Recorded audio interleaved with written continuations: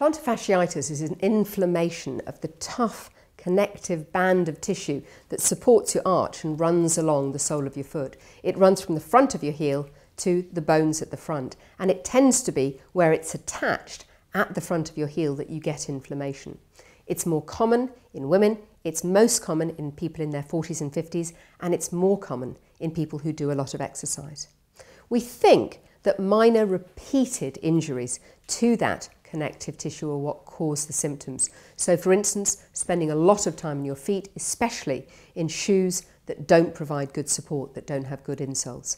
If you're an athlete, suddenly increasing the intensity of your exercise or starting to exercise on a different surface.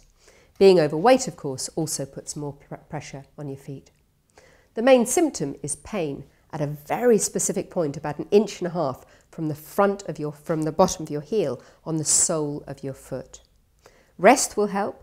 Anti-inflammatories that you can get from your chemist or from the supermarket will also help, but do take them with food. So too can ice, maybe a pack of frozen peas wrapped in a towel and applied to the base of your foot for 15 or 20 minutes. It's really important to get decent insoles to reduce the shock that your feet are going through every time you walk, and it's also important to do exercises that may stretch your Achilles tendon. Patient.info can show you where you can go to look for those exercises. Those measures will often help all by themselves. However, if they don't, do speak to your GP, because an injection of steroid at the most tender point will often help. Plantar fasciitis can be troublesome. It may take up to a year, sometimes even 2 to settle, but it does usually settle.